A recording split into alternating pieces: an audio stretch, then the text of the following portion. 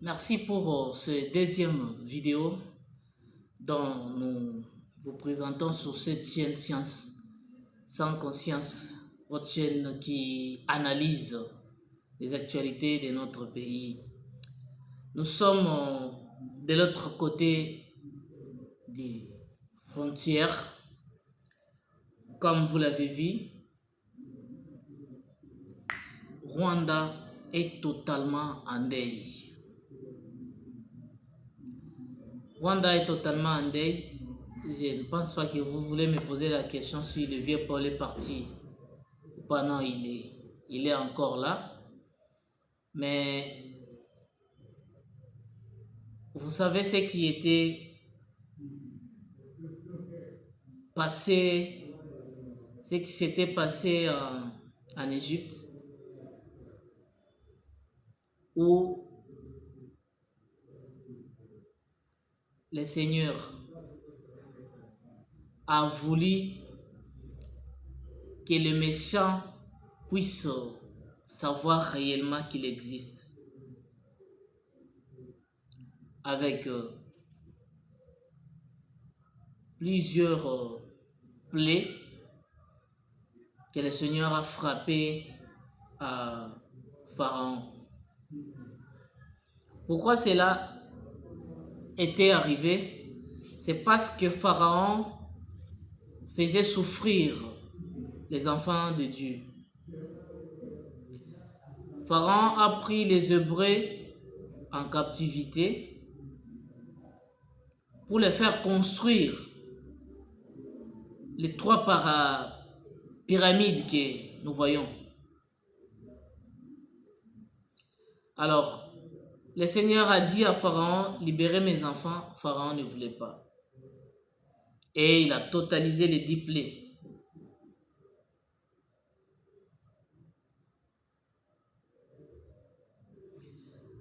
En dehors de cette histoire, Noé a été appelé à être un dirigeant pour les personnes que Dieu lui avait confiées. Alors, Noé a pris la direction de diriger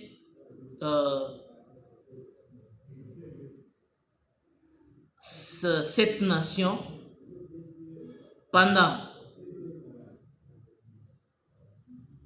une période appelée une dispensation. Cette dispensation de Noé, beaucoup de gens faisaient du mal. Arrivé au point où Dieu n'était pas content. Pourquoi? Parce que le peuple était devenu tout autre. Ce sont eux qui se tuaient les uns les autres. Ils se prostituaient. Il y avait beaucoup de dégâts à cette époque. Le Seigneur a appelé Noé d'aller avertir. Noé a averti pour dire, il y aura la pluie qui va pleuvoir. Alors, nous allons construire l'arche. La période de la pluie, nous allons entrer dans l'arche. Et lorsque nous serons dans l'arche, nous serons en sécurité. Et la pluie ne va pas nous tuer. C'est là qui était à cette époque. Ah, Noé, tu es ivre. Tu as pris de l'alcool. Voilà, tu nous fais des bruits. Nous sommes en train de boire. Nous sommes en train de faire ceci. Noé a continué toujours à avertir les gens. Et personne n'a écouté Noé. En dehors de sa famille, Noé a eu à construire l'arche. Après avoir construit l'arche, il a fait entrer des bêtes, les mâles et les femelles, 2 à 2. Et les bêtes ont entré dans l'arche. Noé est entré dans l'arche avec toute sa famille et ils ont fermé la porte.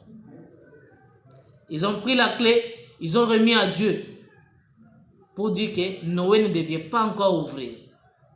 Et la pluie est venue.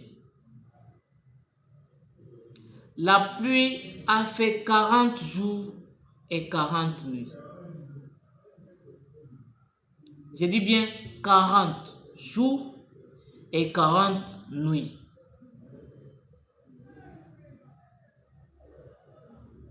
Une forte pluie.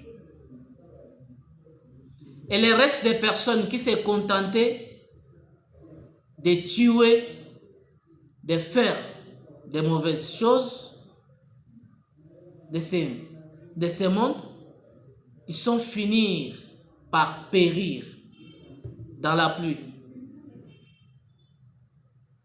C'est ce qui s'est passé de l'autre côté de notre frontière. Le sang de plusieurs Congolais que le vieux Paul a versé sur la terre continue à sonner en présence de notre Dieu. Beaucoup de Congolais sont en train de pleurer combien de morts que le vieux Paul a eu à tuer. Beaucoup de Congolais continuent à prier pour que Dieu exauce à leurs prières. On ne se contente pas de personnes qui sont mortes au Rwanda. Parce que même le président de la République l'avait dit. Les Rwandais, ce sont nos frères. Le problème, c'est le gouvernement rwandais.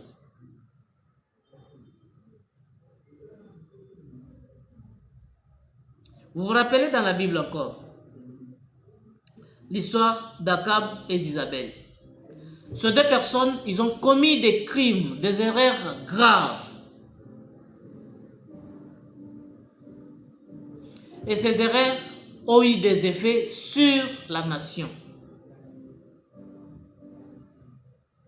C'est ça aussi. Kagame a beaucoup tué. Ici chez nous. Il a beaucoup volé. Voilà maintenant, comme résultat, c'est qu'il a commencé à payer. Cette pluie a commencé, selon les informations depuis hier, et ça ravageait les peuples rwandais. Beaucoup de populations rwandaises sont parties. Des carnivores étaient remplis de l'eau. Lui qui se disait non, j'ai l'argent, le gouvernement de Kinshasa ne travaille pas, les gens ils envient Kigali. Et aujourd'hui, lui qui a l'argent, il a la technologie, il est champion de guerre, il n'a pas voulu barrer la route où venait de l'eau, ou le canal, ou la direction d'où provenait de l'eau. Et l'eau a tué beaucoup de personnes.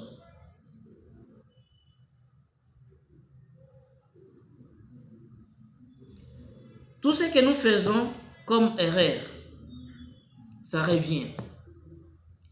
Et surtout les dirigeants. Étant dirigeants, ce n'est pas bon d'avoir des conflits avec d'autres pays. Ce n'est pas bon de commettre des erreurs parce que cela risque de peser sur la nation où tu es en train de diriger. Donc vous êtes censé de marcher d'une manière trop, je peux dire, vous êtes appelés à marcher d'une façon trop digne. Un modèle pour un dirigeant. Alors, quand vous faites des erreurs, ça revient sur vous. Si ce n'est pas sur ta famille, voire même là où tu diriges. C'est pourquoi la malédiction d'Akab et Isabelle était revenue sur la population.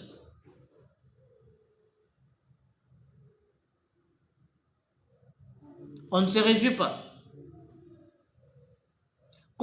Quelles sont les qualités d'un vrai dirigeant? Quand je parle d'un vrai dirigeant, d'un bon président ou un dirigeant, parce qu'un dirigeant, c'est lui qui dirige, non? C'est le vieux Paul qui dirige. Ici, chez nous, c'est Tshisekedi qui dirige. Quelles sont ses qualités?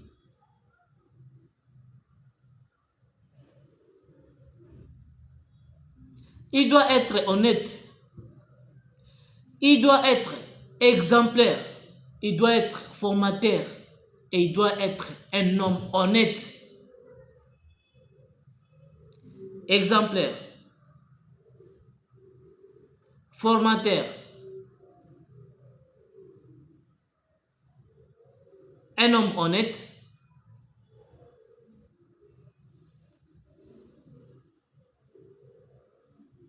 Voilà ce qui réunit un bon président.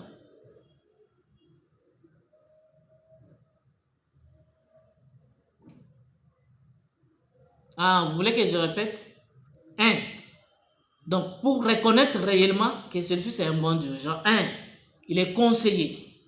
Un bon dirigeant doit être conseiller pour conseiller les gens qui dirigent ou sa population.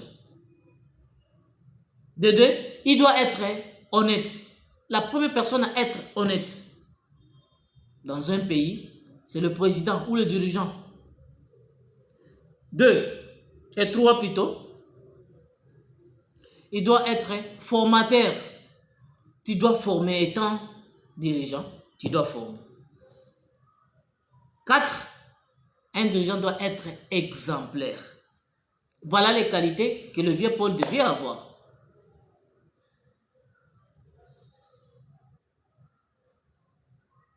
Alors, comme il a manqué ces 4 qualités, voilà ce qui lui arrive. Parce qu'un dirigeant, c'est lui qui gouverne, c'est lui qui veille, c'est lui qui contrôle sa population. Il est semblable à celui qu'on appelle un sentinelle ou une sentinelle, selon la façon dont vous allez comprendre. Il veille, il ne dort pas, il veille sur sa population. Si tu étais un dirigeant, tu devais veiller sur ta population pour dire, il y aura la pluie. Alors nous devions nous prévenir, parce que c'est lui qui connaît qui. Aujourd'hui, il y aura la pluie, il a regardé nos soi-disant météo, il prend le parapluie, non? Pour pouvoir marcher avec. Lorsqu'il y aura la pluie, il va s'abriter. Tu sais réellement que non, il y aura le soleil. Quelqu'un va prendre le parasoleil pour marcher avec, afin de se protéger contre le soleil. Et c'est ce que le vieux Paul n'a pas voulu faire. Et voilà ce qu'il a commencé à gagner. La population commence à mourir. Si tu prends quelque chose du mal, tu les gardes dans votre maison, tu as fait entrer la mort chez toi. Tes enfants commenceront à partir. Ta femme, des maladies, des épidémies, de tout genre.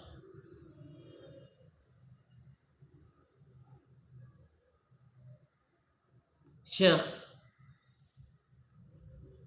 Congolais, mes chers compatriotes, chers abonnés, je l'ai toujours dit que l'humilité précède la gloire et l'orgueil précède la chute. Soyons toujours humbles.